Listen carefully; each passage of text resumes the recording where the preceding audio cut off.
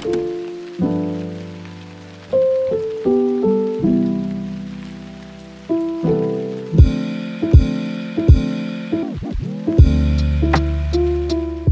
back to another episode of Into the Word, your weekly bite-sized dose of Bible with me, Pastor Jonty Cornford, and my co-host, Ness. Hi, how are you going? I'm doing all right.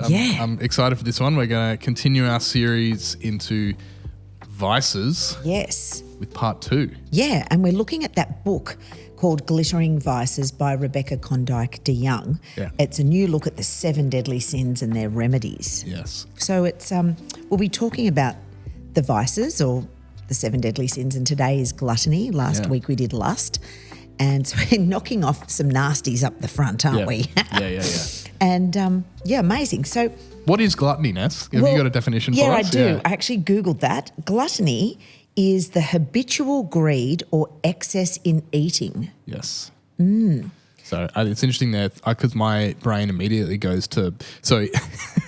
I'm surprised I didn't bring this up last week. Have you seen the film Seven with Brad Pitt and Morgan Freeman? No. It's like a serial killer movie. No, definitely not. It's fantastic. And it's a movie about a serial killer who is offing victims one for each of the deadly sins. Ooh. And the victim for gluttony is a big fat person? is a really fat person that he's done horrible. I won't describe what he did to the super fat person, and then the word gluttony is written in grease on the wall behind the victim. Sounds like a horrible movie, Jonty. But if you like thrillers, it's really excellent. Okay. Good cop drama. But yeah, gluttony, I had this image of the big monstrous fat guy that the serial killer force feeds a bunch of spaghetti. So like that image of like overeating gluttony. But it's interesting that definition it broadens it to greed in general. Yeah, it does, definitely.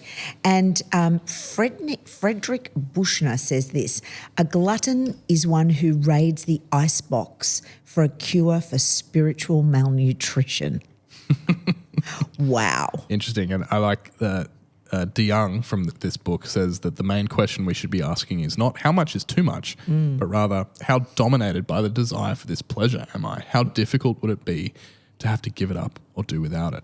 So I think about that at the moment. There's all these ads on telly during the footy. 'Cause I'm a big Swan supporter. Yeah. What are they trying to feed you? Well, there's all these government funded ads about vaping on at the moment. About are you really choosing anymore? About vaping addiction. Interesting. And it's this whole thing about like, you know, it's the same as cigarettes, really, where when you're in the throes of nicotine addiction, you can pretend and tell yourself that I'm actually smoking because I enjoy it. But when you try to stop, you actually need it. That's right. You've become dependent on it. And there's a whole ad campaign at the moment from the government about vaping in the same way. And I also think about binge drinking and drinking culture in this country. Yeah.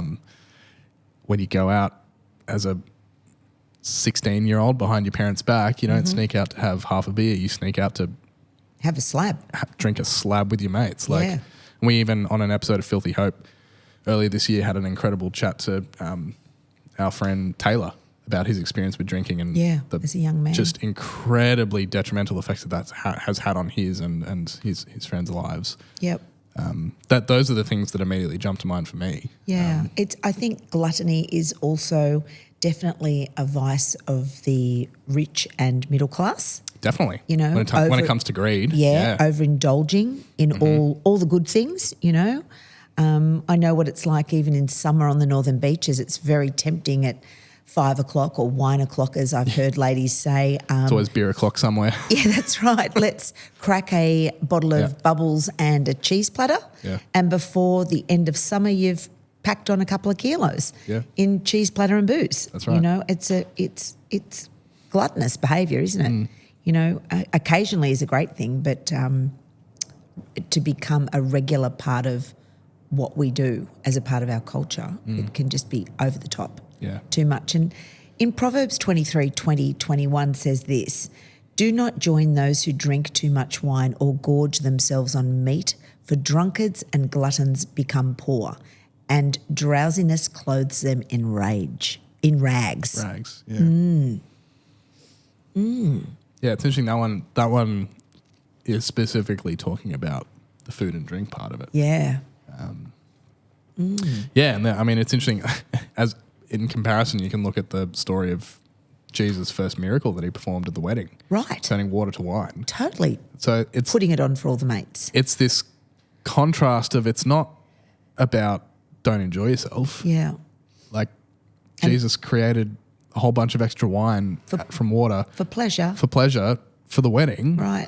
But there's the line. Yeah. Where is the line? And it's Yeah. and you know And it's interesting, if the vice is gluttony, the spiritual virtue is self-control, and that's one of the fruits of the Spirit, you know.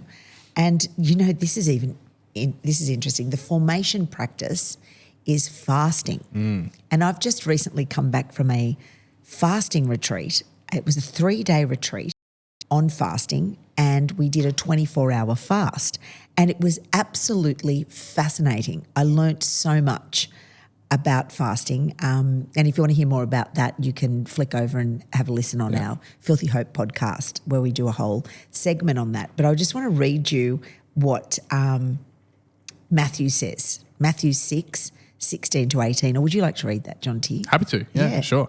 So Matthew 6:16-18 says, "When you fast, do not look somber as the hypocrites do, for they disfigure their faces to show others that they are fasting.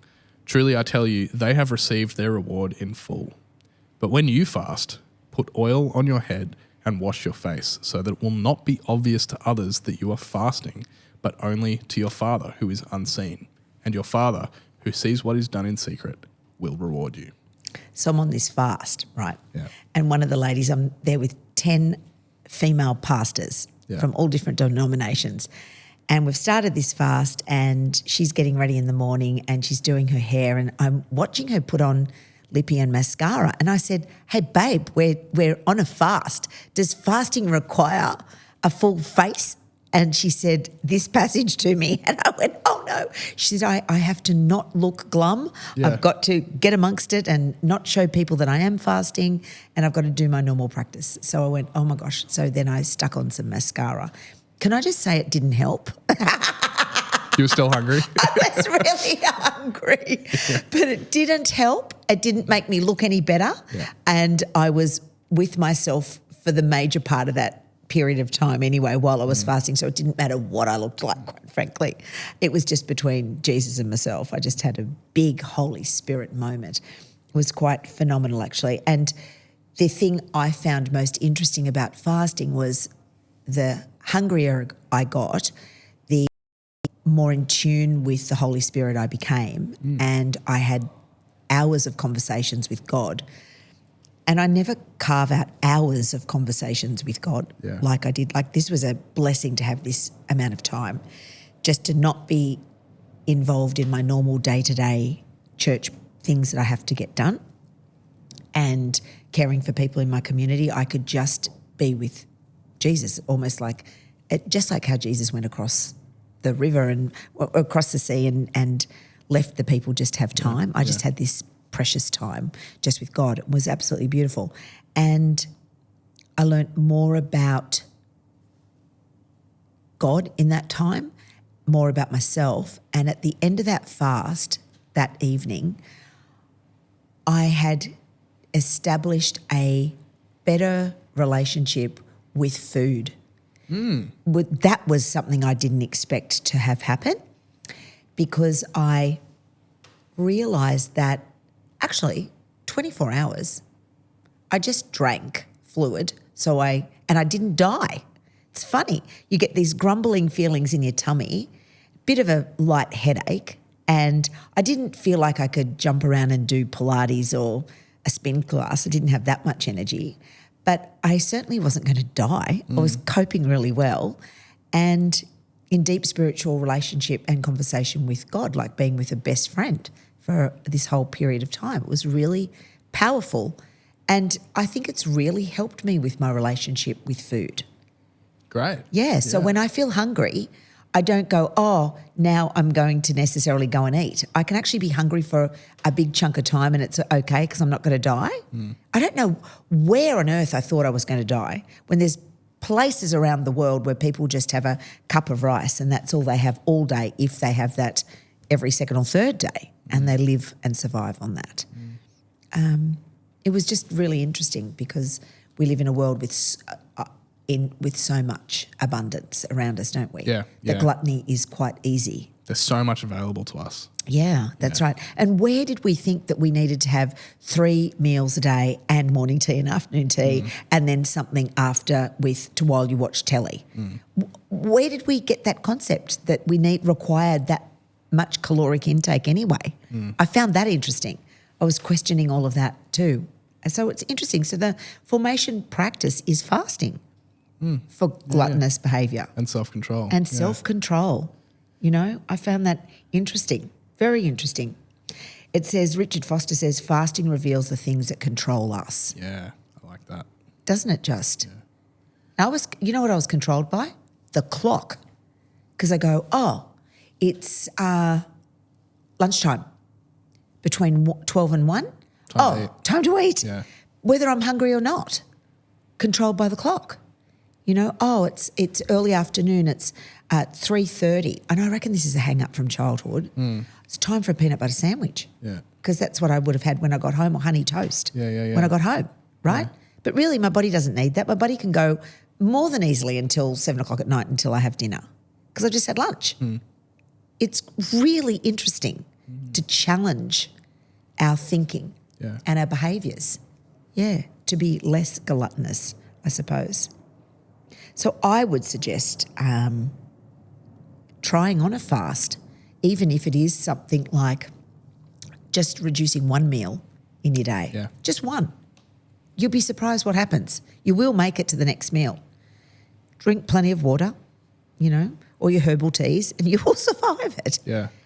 And even just like the idea that for your body, for your physical self to improve and get stronger in all different areas, whether it's, you know, things like ice baths or whether it's things like going to the gym or whether it's things like controlling your diet. Yeah, The progress is made when you push through discomfort. definitely. Like you think about what it's like training and going to the gym. Like if it's too comfortable, you're not achieving anything. No, that's like you actually have to embrace being uncomfortable. Yeah, that's right. You've got to get comfortable with being uncomfortable, I used to tell my clients in the gym. Yeah. You just do. That's right. And a little bit of hunger pain is just the body's feedback that it's time to put something in there. Definitely wait to eat until you feel that feeling. Don't just load food in for no reason, you know. Wait for that. Allow your body to give you those signals. Most definitely. Yeah.